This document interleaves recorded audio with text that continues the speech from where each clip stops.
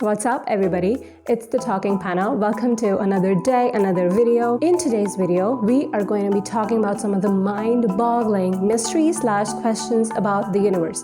Let's begin. Number one is the rectangular galaxy. Look up in the sky. Is it rectangular in shape?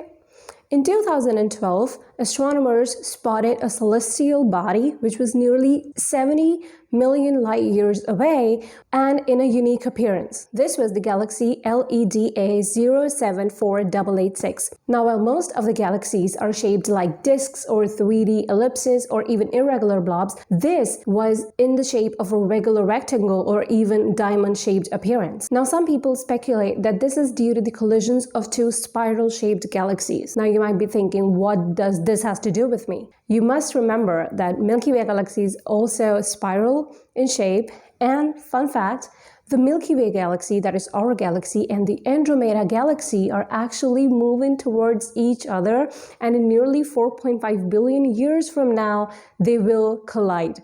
So this will not alter a lot of things in the universe, especially in our solar system, but it will change the way we look up at the night sky. Let's move on to the next one. Now, it was believed by scientists for a long time that the universe is made up of baryonic matter.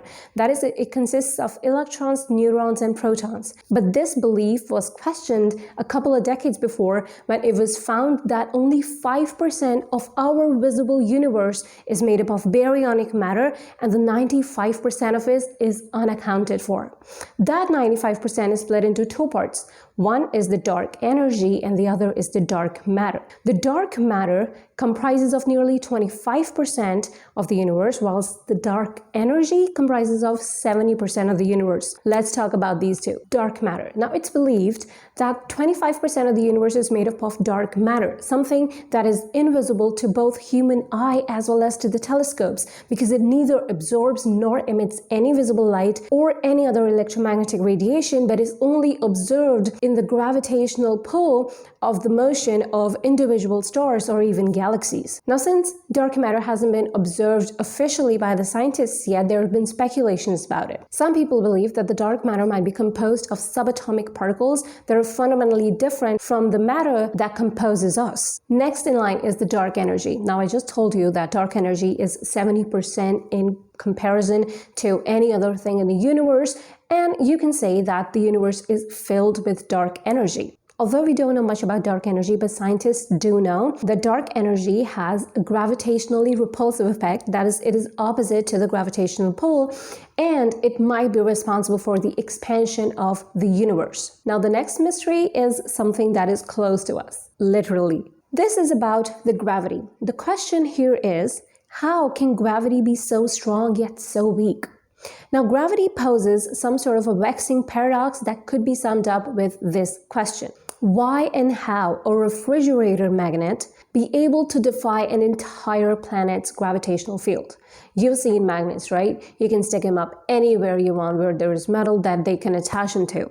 Now, there's something so simple yet so deep and so magnificent about this question that it really makes your mind go tingling, right? And magnets are man-made. So what is happening here? Now, the quest to answer this question has also been pursued by scientists for so long, and some of them believe that although gravity is as strong as the other fundamental forces, which are the strong interactions, weak interactions, and the electromagnetic interactions, but its influence dissipates because it leaks into other dimensions. Now, I want to ask you a question, and I want the answers in the comment box. How many dimensions do you think there are? Comment them down below. Now, I know a lot of you love to sit under the open night sky and adore our beautiful natural satellite, the moon. But can you answer, how did the moon come into existence? How did the moon form? Now, we know that the moon's gravitational force is responsible for the rise and fall of the ocean tides, but how did it come into being? After all, it took 100 million years before our solar system and our planets began to form, before the moon sprang into existence. Well, a lot of theories exist, but none of them have been closer enough to be proven, so we're still dangling in the wires here. Meanwhile, one potential key factor to figuring out how we got our moon is to understand why Venus doesn't have one. And as a matter of fact, we don't know the answer to that one either. So this is actually a looming question that is still unanswered and unaccounted for. On to the next one. Now, we just discussed that it is believed that the dark energy is responsible for the expansion of the universe. But then, how big is the universe? Now, if we know that the universe is expanding as a consequence of the dark energy, then the scientists must have been able to hazard how big it is, right? But unfortunately, they really can't put a pin on that number. To do that, they would have to understand and get down on a few credentials. For example, they would have to know the shape of the universe, the rate of its expansion, etc. And we don't know the answers to that either. So the overall question that how big is our universe is actually under a big question mark and is one of the most hyped questions in the astrophysical world. Now, to know how big is the universe, you need to know the shape of the universe, right? Then what is the shape of the universe? Now, there are a lot of theories about it, but according to NASA, the leading one of them is that it is flat, which leads them to believe that it is actually infinite. However, since we know that there was a beginning of the universe, which is regarded as the Big Bang, and we know that there could be an expected endpoint, we only observe a finite volume of that universe. All we can conclude from that is that the universe is much larger in volume than that of what we observe. Now, a lot about universe. I bet you've seen the movie Spider-Man and the Multiverse of Madness, right? It was a good one. If you haven't already, go and watch it. It was amazing. Now with that comes our next question. Is this a universe or are we a part of a multiverse? Now, scientists actually believe that we are one of the infinite number of universes that comprises the entire multiverse. And as bizarre and spooky it may seem, there's actual science behind it. Because there are only a finite number of ways the particles could be arranged in space and time, and remember that the universe is infinite, then it is bound to repeat itself after some point, right? Then this leads to another sub-question. Can there be multiple yous? Now, if the universe is compelled to repeat itself to be a part of the multiverse, as the theory goes, then shouldn't there be multiple yous out there? An answer to that is this line that I've just read and I can't get it out of my head. If you look far enough, you will encounter multiple yous or even an infinite number of yous. Coming to think of it, we can't really discard this theory altogether, right? Now, as you know, there have been tons of movies and web series that have been made around this concept of multiverse.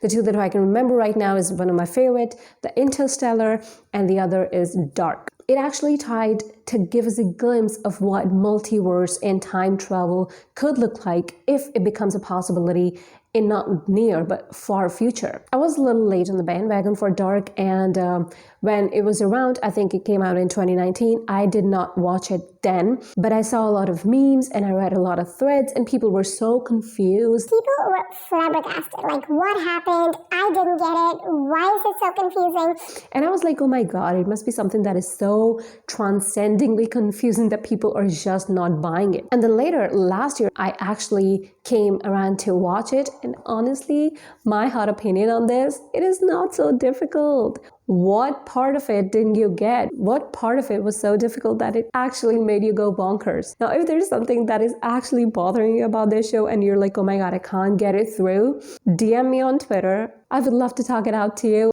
Now, to end this spooky video, the last question is there someone out there?